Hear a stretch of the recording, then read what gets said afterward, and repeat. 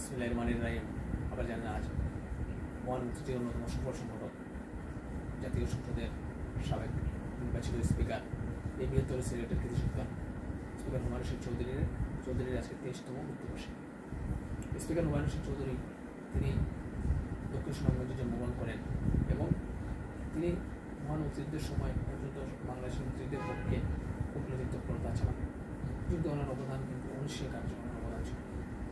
এবং স্পিকার হুমায়ুন রশীদ যখন 1975 সালের 15ই আগস্টে যখন নির্মম হত্যাকাণ্ড জাতির জন্য বঙ্গবন্ধু শেখ মুজিবুর রহমানকে সপরিবারে হত্যা করা হয়, তখন জাতির জন্য বঙ্গবন্ধু শেখ মুজিবুর রহমানের দুজন কন্যা শেখ হাসিনা এবং শেখ রেহানাকে অনেকে যারা বঙ্গবন্ধুর কাছ থেকে বেনিফিট নিয়েছিলেন তাদের অনেকে কিন্তু শেখ হাসিনা এবং শেখ রেহানাকে আশ্রয় দেন নাই।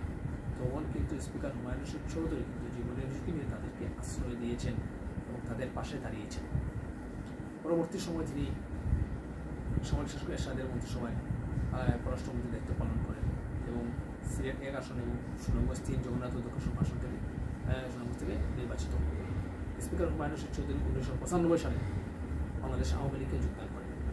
বঙ্গবন্ধু কন্যা শেখ হাসিনা 1996 সালে ওনাকে সিলেট 1 আসনে মনোনয়ন দেন এবং তিনি নির্বাচিত হয়ে আসেন এবং ওনাকে আমার জাতীয় সংসদের স্পিকার নির্বাচিত করেন।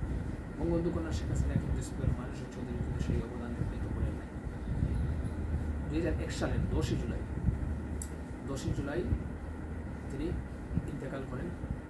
আমাদের 10ই জুলাই যখন ইন্তেকাল করে তখন আমাদের কিন্তু সবারই সময় আমাদের আমি আরবি পড়তাম, তখন আমাদের আরবি শিক্ষক তিনি মাদ্রাসার অধ্যাপক ছিলেন।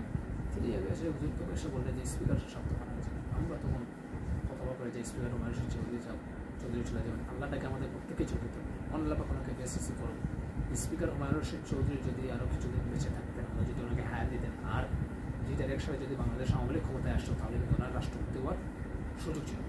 স্পিকার হুমায়ুন রশীদ চৌধুরী এই বৃহত্তর সিলেটের উন্নয়নে কিন্তু ওনার বিশাল একটা অবদান আছে, যেটা কিন্তু স্পিকার হুমায়ুন রশীদ চৌধুরী যে কর্মকাণ্ড যে উন্নয়নযোগ্যর ভিত্তিপ্রস্তর স্থাপন করে গিয়েছেন, যে কাঠামো তৈরি করেছেন, পরবর্তী সময় কিন্তু সাইফুর রহমান সেটা কিন্তু সম্পাদন করেছেন।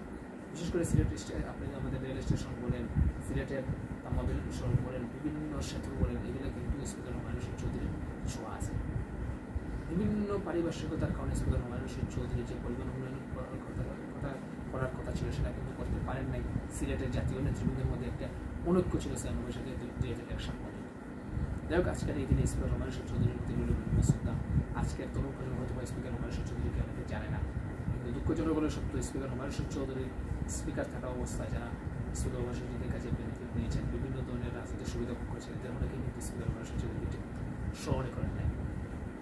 আজকের আমি আমার তরুণ প্রজন্ম, আমি আমার ব্যক্তিগত পক্ষ থেকে একজন মুক্তিযুদ্ধের চেতনা আমি লালন করি এবং স্পিকার হুমায়ুন রশীদ চৌধুরীর তোমার সাথে রইল বিভিন্ন শ্রদ্ধা এবং ওনাকে যাতে মনে রকম জান্নাত বাসী করেন সেই প্রার্থনা শেষ করলাম। ধন্যবাদ সবাইকে।